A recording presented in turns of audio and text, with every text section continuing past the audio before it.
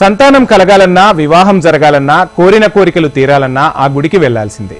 Agency ఊటీగా పర్యాటక ప్రాంతంగా అభివృద్ధి చెందుతున్న తూర్పు ఏజెన్సీ ప్రాంతమైన రంపచోడవరానికి కోతవేటు దూరంలో రంప గ్రామంలో వెలిసిన శ్రీ భ్రమరాంబిక మల్లికార్జున స్వామి ఆలయానికి వెళ్లిన భక్తులకు స్వయంభుగా వెలిసిన సాంబశివుడు అనుగ్రహిస్తున్నాడు. కొండాకోనల్లో నెలవై రాతి గుహలో ఒక్క నారికేళం సమర్పించగానే భక్తుల కోర్కెలు తీర్చే కొంగు బంగారమని ఇక్కడి భక్తుల ప్రగాఢ విశ్వాసం. క్రీస్తుపూర్వం 12వ శతాబ్దంలో రాతి గుహలో వెలిసిన ఈ శంకరుడికి అల్లూరి సీతారామరాజు కూడా పూజలు నిర్వహించారని చరిత్ర చెబుతోంది.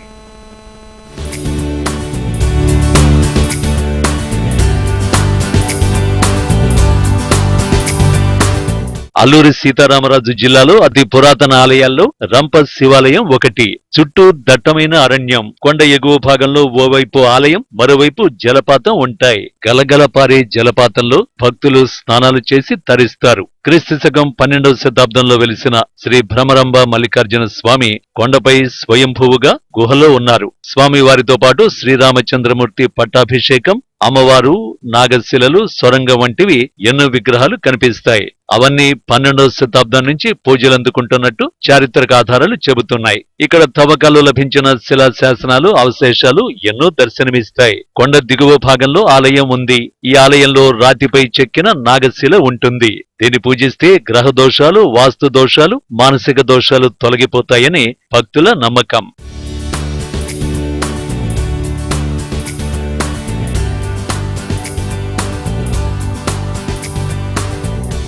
ఈ ఆలయం 12వ శతాబ్దంలో చోళరాజులు నిర్మించారని ఆధారాలు ఉన్నాయి. ఆ కాలం నాటి శివాలయ అవశేషాలు ఎన్నో ఈ ప్రాంతంలో దర్శనమిస్తాయి. రంప గ్రామంలో వెలిసిన పరమశివుని నిష్ఠతో పూజిస్తే సంతాన ప్రాప్తి కలుగుతుందని, వివాహం కాని వారికి వివాహం జరుగుతుందని భక్తుల నమ్మకం. అందుకే వేల కిలోమీటర్ల నుంచి ఇక్కడి శంకరుని దర్శించుకోవడానికి భక్తులు వస్తూ ఉంటారు. అందుకు తగ్గట్టుగానే వారి మనసులో కోరికలన్నీ తప్పకుండా తీరుతాయంటున్నారు మాజీ ఎమ్మెల్యే సీతంశెట్టి వెంకటేశ్వరరావు. రంపచోడవరం మండలం రంప గ్రామంలో శ్రీ మల్లికార్జున స్వామి దేవాలయం అతి పురాతన దేవాలయం, అతి ప్రాముఖ్యత కలిగినటువంటి శివాలయం ఇది 12వ శతాబ్దంలో చోళరాజుతో నిర్మించబడింది. ఆ చోళరాజుల యొక్క నామమే చోళవరంగా మారింది. ఈ రంప ప్రాంతంలో అనేక ఉద్యమాలు జరిగాయి. అందులో ద్వారబందల చంద్రయ్య, పల్లాల అంబుల్ రెడ్డి, అల్లూరి సీతారామరాజు మొదలైన నాయకులంతా కూడా ఉద్యమాలు చేయడం జరిగింది. బ్రిటిష్ సైన్యాన్ని ఈ రంప ప్రాంతంలో ఎదిరించి సీతారామరాజు గారిని మట్టుబెట్టడం జరిగింది. ఇటువంటి సంఘటనలు కూడా ఈ రంప ప్రాంతంలో జరిగినాయి. ఈ మహామందిర శివాలయంలో ఎవరైతే పూజలు చేసుకుంటారో, శివుని నమ్మి శివభక్తులుగా ఉంటారో వారు కోరుకున్న కోరికలను కూడా ఈ మల్లికార్జున స్వామి వారు నెరవేరుస్తారని చెప్పి ఈ సందర్భంగా తెలియజేస్తా ఉన్నాను. ఇక్కడ తవ్వకాల్లో బయటపడిన శివపార్వతుల పంచలోహ విగ్రహాలు కింది శివాలయంలో పూజలు అందుకునేవి. అయితే 2007లో ఆ విగ్రహాలు చోరీకి గురి కావడంతో పోలీసులు దొంగల నుంచి స్వాధీనం చేసుకున్నారు. ఆలయం రంపగ్రామ శివారులో ఉండడంతో దొంగతనం జరుగుతుందనే భయంతో విగ్రహాలను స్థానిక పోలీస్ సర్కిల్ ఆఫీసులో ఉంచారు. ప్రతి సంవత్సరం శివరాత్రికి ముందు రోజు పంచలోహ విగ్రహాల్ని రంపగ్రామస్తులు పోలీస్ స్టేషన్ నుంచి మేళ్ల తాళాలతో ఊరేగింపుగా తీసుకువెళ్లి 5 రోజులు పూజలు నిర్వహించి మళ్లీ పోలీస్ స్టేషన్ లోనే ఉంచుతారు. ఈ 5 రోజులు పంచలోహ శివపార్వతుల విగ్రహాలకు భారీ బందోబస్తు ఏర్పాటు చేసి పోలీసు పహారాలు పూజలు చేస్తారు.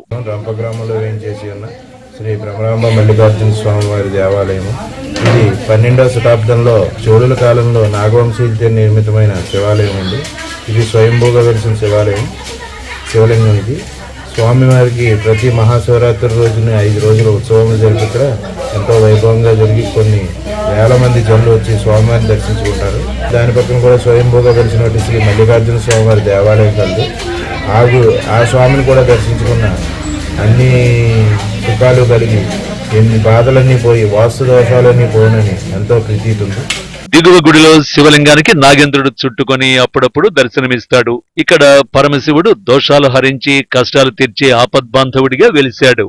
అల్లూరి సీతారామరాజు ఈ ప్రాంతంలోనే తిరిగేవాడని, ఈ పరమశివుణ్ణి పూజించేవాడని పూర్వీకులు చెబుతున్నారు. కార్తీక మాసంలో విశేష సంఖ్యలో భక్తులు పాల్గొని కార్తీక సోమవారాల్లో దీపారాధనతో శివుని పూజించి తరిస్తారు.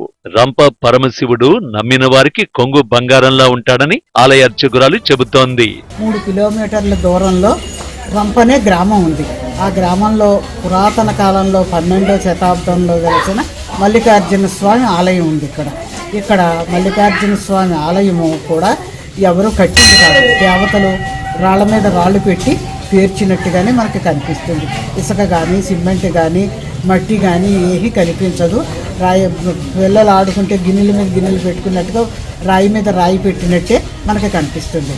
ఇక్కడ పరమాత్ముడు చాలా విశిష్టత గల భగవంతుడు. ఈ పరమాత్ముడికి మనం ఏది కోరుకుంటే అది జరుగుతుంది. నిజమైన తాజుపాము కూడా పరమాత్ముడికి చుట్టుకుని అప్పుడప్పుడు దర్శనం ఇస్తుంది.